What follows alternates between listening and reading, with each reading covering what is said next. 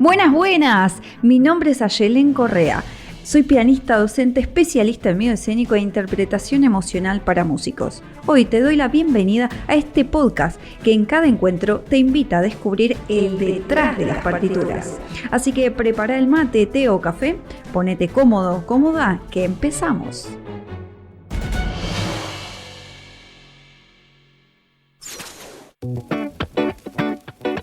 Buenas, bienvenidos a otro episodio del Detrás de las Partituras. Hoy diciembre a full con este 2022 que ya se cierra. Es impresionante que hayamos podido compartir toda esta primera temporada del Detrás de las Partituras en este año. Hoy arrancamos otro episodio de una gran historia. María Teresa Gertrudis de Jesús Carreño García. Así era su nombre completo. Una mujer de carácter, con gran sentido de la musicalidad, la visión empresarial y con indiscutibles dotes pianísticos, interpretativos y de composición. Su carrera fue de fama, reconocimiento y desempeño mundial.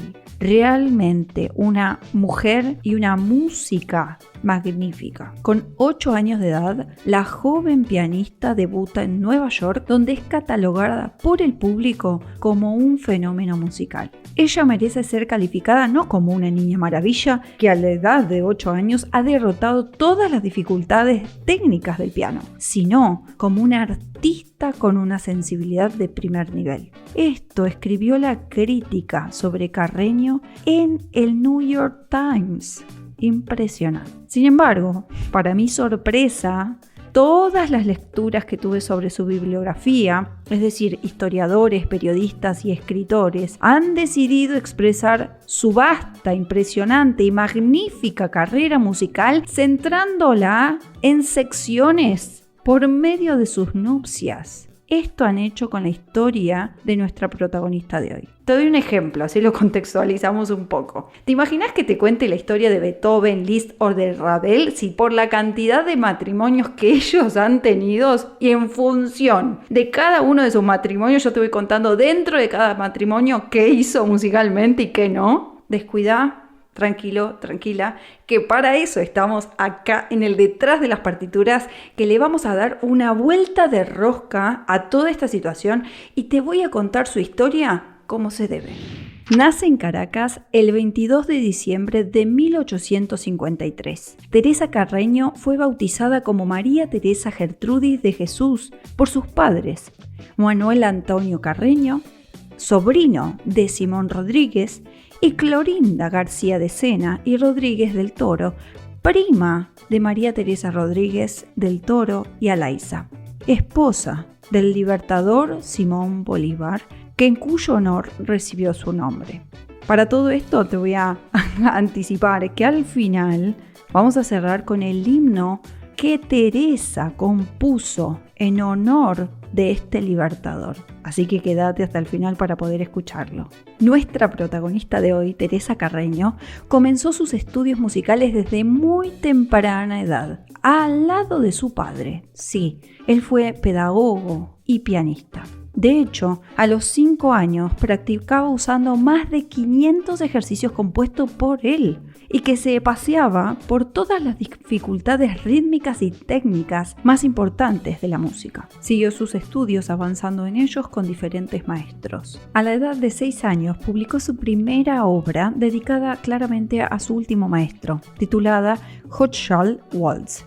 Este era un vals que llevaba el nombre de su propio maestro. Sin embargo, te debo decir aún más. Esta obra estuvo agotada en sus 3 ediciones sucesivas en tan solo el primer año. En 1862, más tarde, es decir, la familia Carreño García debe abandonar Venezuela por la difícil situación política y económica que atraviesa el país.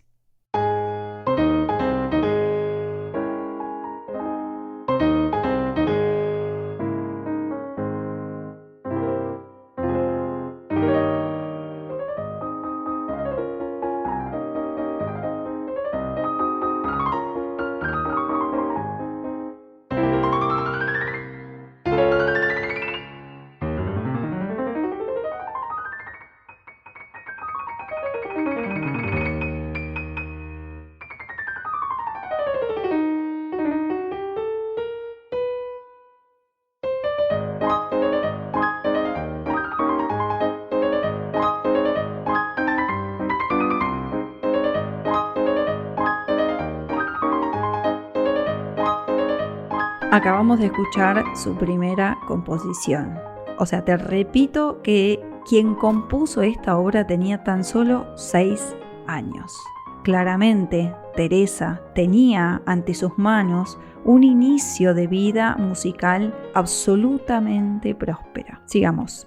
Llegaron a la ciudad estadounidense un 23 de agosto e inmediatamente Teresa comenzó a dar conciertos privados a amigos de la familia, dando a conocer de esta manera sus progresos con el piano y acrecentando su fama. Teresa Carreño realizó su primer concierto en público ese mismo 25 de noviembre de 1862 en la sala Irving Hall. La crítica fue muy pero muy favorable a ella, hasta el punto tal que después de este concierto y hasta final de año tuvo 5 presentaciones más, recordándose en especial su actuación exitosa en la Academia de Música de Brooklyn. En el otoño siguiente, en 1863, ofreció un concierto privado en la Casa Blanca, invitada por el aquel entonces presidente estadounidense Abraham Lincoln. Como Carreño sabía que al presidente le gustaba muchísimo las obras en general compuestas por su actual maestro, Gottschall llevó, por supuesto, preparadas varias piezas de su autoría. Y acá párame la música, párame absolutamente todo, que te tengo que abrir un paréntesis,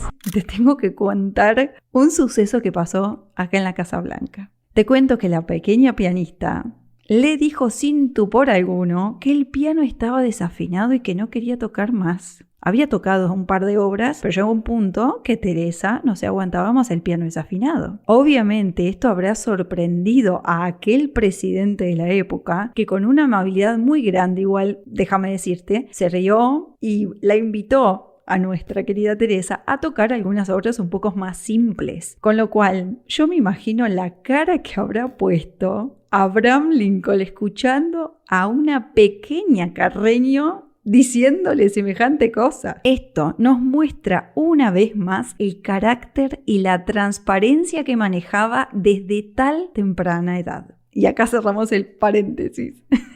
A los 9 años debuta como solista en la Orquesta Sinfónica de Boston y con la Filarmónica de Londres. A los 13 años se encuentra con su familia en París, donde conoce a compositores famosos como Rossini, Ravel, Debussy, y en el Salón de Madame Erard tiene la oportunidad de tocar con Franz Liszt, quien queda asombrado con las facultades interpretativas de la niña.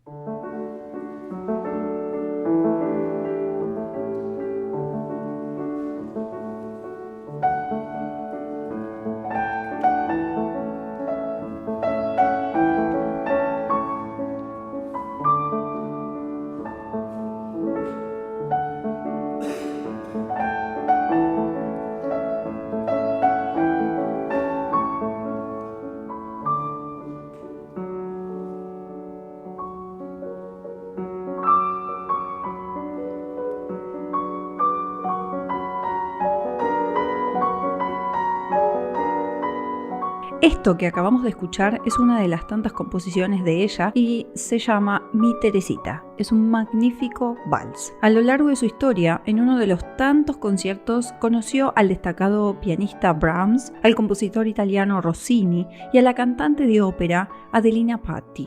Estos dos últimos la motivaron para que curse estudios de canto, debutando así posteriormente como mezzosoprano en la ópera llamada Hugonotes de Giacomo Meyerbeer. En 1866 muere su madre en una epidemia de cólera.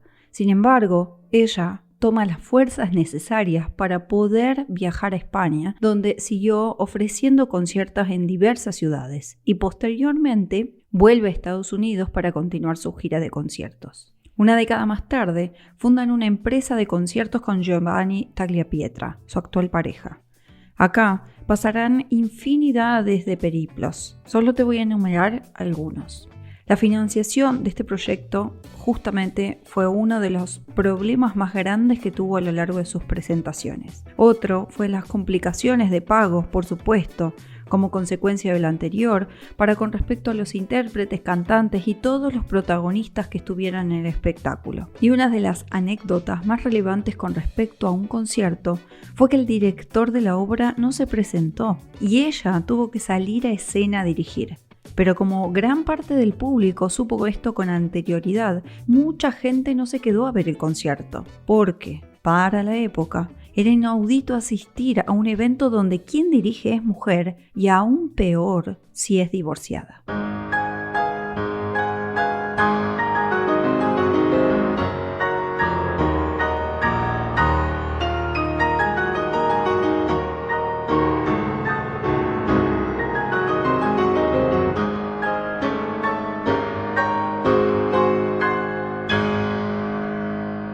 Acabamos de escuchar recién un fragmento de la obra titulada La Primavera. A lo largo de su vida, Teresa no estuvo durante muchísimo tiempo o momentos prolongados en su país natal. Sin embargo, conservó hasta el final de su vida su identidad venezolana. Esto se vio en sus costumbres, en su alimentación, en sus gustos y también lo llevó al ambiente musical.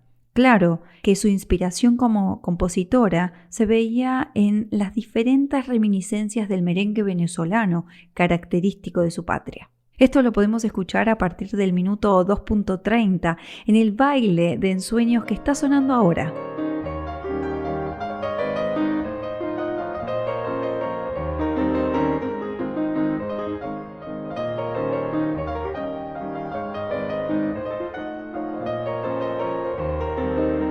La dejamos de fondo a la obra, sin embargo, te invito aún así a escucharla completa para que la puedas disfrutar en su totalidad. Más tarde, en 1917, un poco antes de su muerte, preparaba una gira por Sudamérica antes de iniciar el recorrido que salía por Cuba, donde luego tuvo un gran concierto con la Filarmónica de La Habana. En ese momento sufre serios quebrantos de su salud, con lo cual el médico le aconseja que cancele todo compromiso artístico y retorne a Nueva York. Allí le diagnostican parálisis parcial del nervio óptico, que amenazaría con extenderse al cerebro. Le prescriben un reposo absoluto y una dieta específica, pero a pesar de haber tomado todas las precauciones pertinentes, Teresa Carreño fallece ese mismo año, en junio. Durante el funeral pronuncia un discurso en su honor el decano de la Universidad de Columbia. Más tarde, en el sepelio fueron interpretadas obras de Fanny Mendelssohn. Sus restos fueron incinerados de acuerdo a su voluntad. Ella quería que sus cenizas fueran llevadas a Venezuela, y así ocurrió. Las mismas reposan en el Panteón Nacional. En su honor, el principal complejo cultural de Caracas fue inaugurado en 1983, bautizado con su nombre, Teatro Teresa Carreño. Cuando sus cenizas llegaron al puerto de La Guajira en el vapor Santa Paula, el Correo de Venezuela decidió emitir un estampillo en su honor, pasando así a ser la primera persona de sexo femenino en tener su imagen grabada en una estampilla venezolana.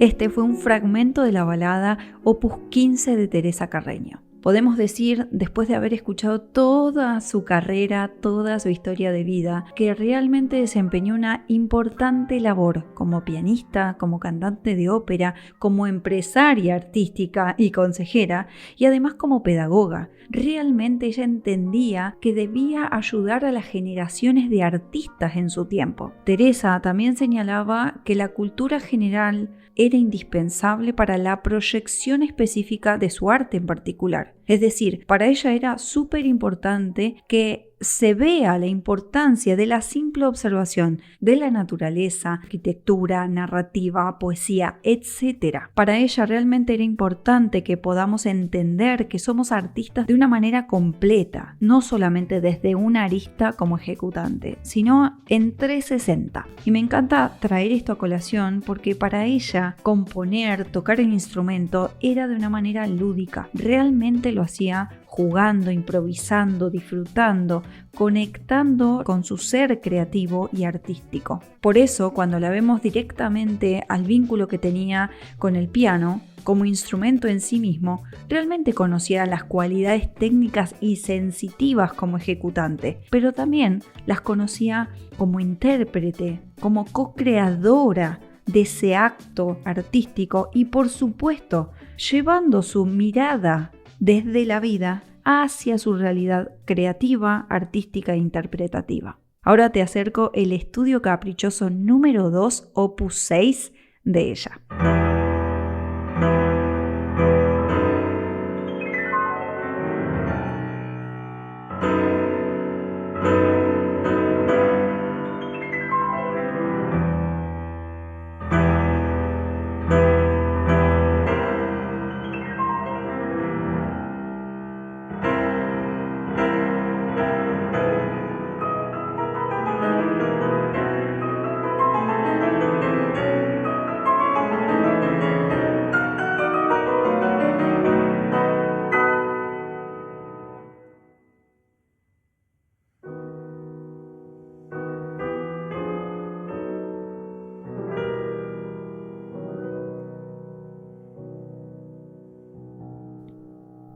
¿Qué tal? ¿Te gustó? Increíble, una delicia. De esta forma de componer e interpretar, también se vio impresa a lo largo de su carrera, como te decía, de su desempeño como música, como colega y sobre todo como persona. Porque para lograr justamente todo este camino musical, claramente hizo esfuerzos notables. Viajar por el mundo muchas veces sola, afrontando las victorias y varios fracasos como lo fueron varias de sus giras, porque acá no te oculté absolutamente nada, sino que te mostré las luces y las sombras de toda su carrera. Y eso es importantísimo que lo tengas presente. Sí, como lo escuchaste, porque eso también pasaba en la época. No todo era de colores y todo era de flores, ¿no? Había cosas complejas y difíciles. Y ahora te voy a hacer un pequeño resumen con respecto a su vida privada, porque esto es lo que resaltan muchos historiadores, pero me parecía súper importante enaltecer su camino como artista. Teresa Carreño tuvo 4 matrimonios y 3 divorcios. Como madre de su primera hija,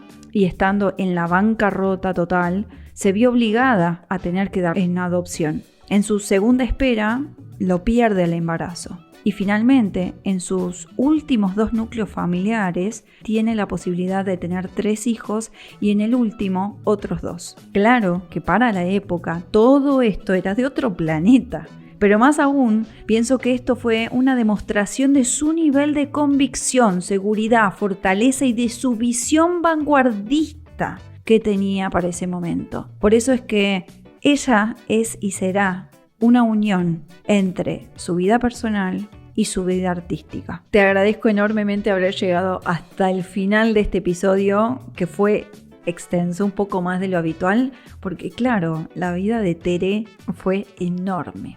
Y gracias por haberte inspirado con esta mujer tanto como lo hice yo. Nos vamos a despedir, como te había anticipado, con su himno a Bolívar, que compuso con todo su amor y su cariño en honor a su patria. Gracias. Nos vemos en la próxima.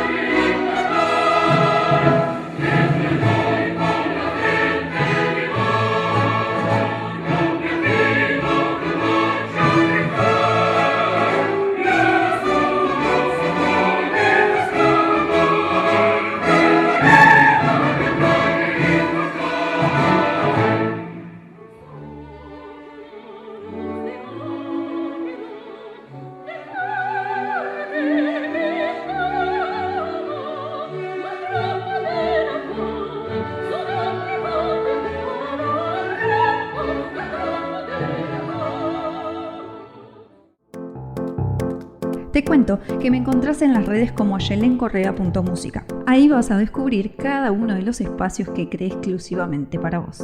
Nos vemos detrás de las partituras.